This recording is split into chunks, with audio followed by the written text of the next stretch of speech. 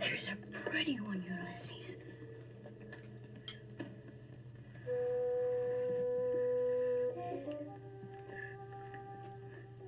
There it is. Hello, BookTube. I'm Sean, the Book Maniac, and I'm here with a really exciting book review. Exciting book review? I'm not sure about that, but a book that's gotten me really excited that maybe not very many of you have heard of. It is a 2017 translation. I'm not sure when the original text was published, but it's a novel out of India called Ghachar Ghochar by Vivek Shanbhag, and just translated this year. Shanbhag lives in Bangalore, and his native tongue is a language I had never heard of, which seems like it should be, I'll spell it at the bottom, it seems like it should be pronounced Canada, but I believe from some internet research, I didn't get very far, but I think it might be pronounced, that last D might be more like an L, Canada. Anyway, it's a language I'd never heard of, and he wrote this novel in Canada, and it was translated, and it is apparently the first novel to be translated from Canada to English. It's actually, the publication history is actually even more interesting, to me anyway. First, he and his translator, it was apparently quite a close collaboration between Shanbhag and his translator, and first it was a translation was made into Indian English, and then a second translation was made into Western English, English, I'm not sure what you'd say for the English in this part of the world, but that seems just fascinating to me. I'd actually love to get my hands on the Indian English translation someday to see what the differences might be. It's a novella. It's 120 pages.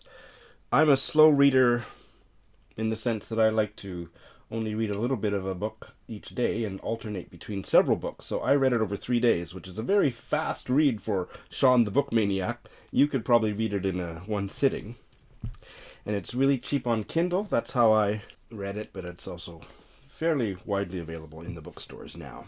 So, what's it about? Well, the opening chapter is very enigmatic. The unnamed narrator is sitting in a coffee shop. We soon learn it's his favorite coffee shop, and he goes there daily and spends hours each day there.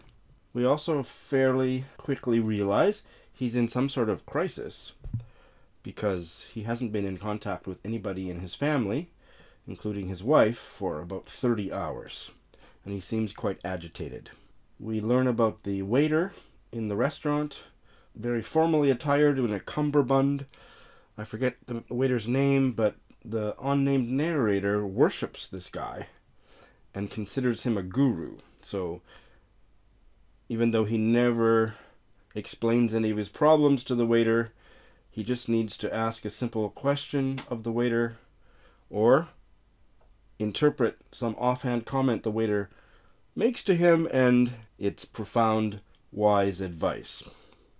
So that's a very enigmatic opening to this novel, because what's going on, we have no idea. Then in the second chapter, the story proper really is filled in. The unnamed narrator lives in Bangalore, and when he was a child, when he was a much younger man, his family had been quite poor. His father had been a salesman and not a particularly successful one. The family lived in an ant-infested tiny house, and then his father lost his job.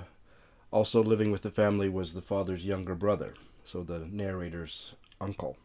And at that time that the father lost his job, the younger uncle was just finishing his university studies, and he proposes to his older brother that he start up a spice company. And the father, the narrator's father, enthusiastically agrees and invests most of his severance check in this startup.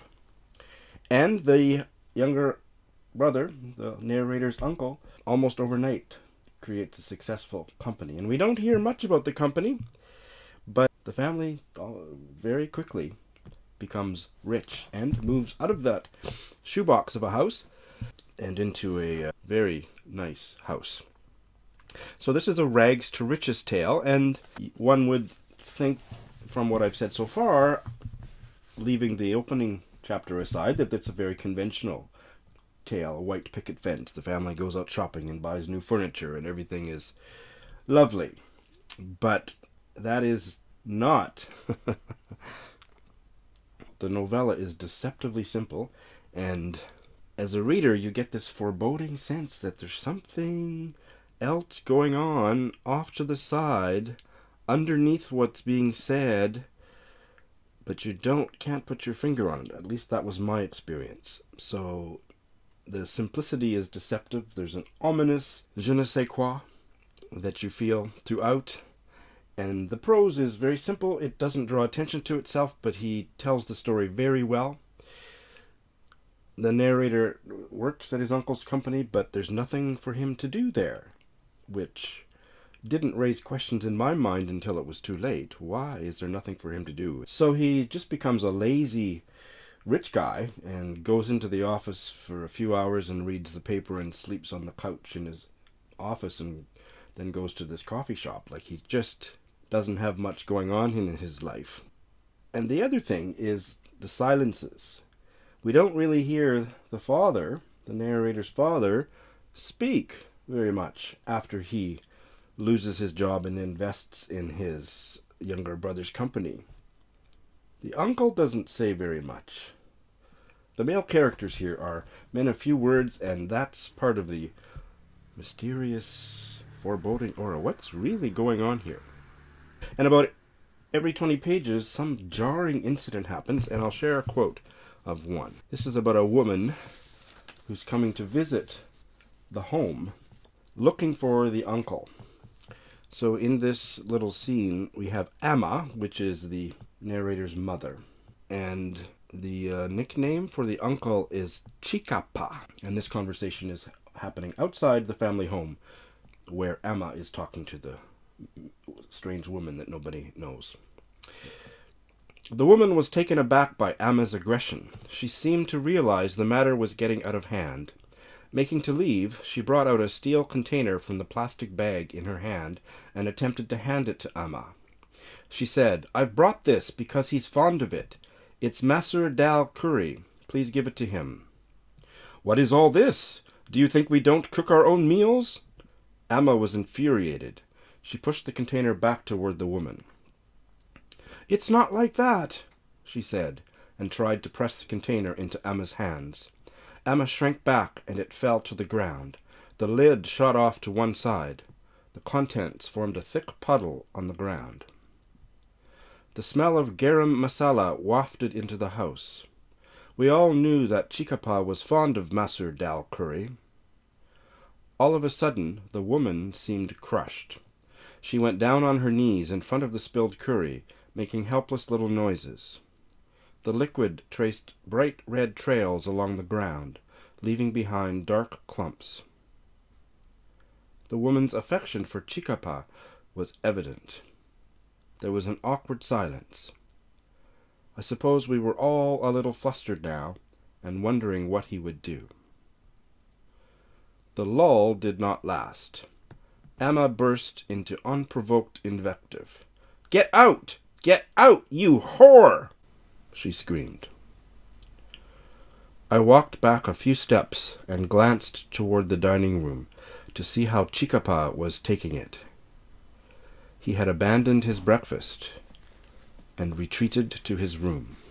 So, dramatic and sometimes violent or very ominous scenes burst out of this novel every 20 or 30 pages that just make you sit up and take notice. So, this was a 5-star read for me. When I first finished it the night before last, I wasn't sure. I thought maybe 4-star, and I know some people hate booktubers even talking about books with star ratings, but I am going to give myself a permanent exception from that controversy.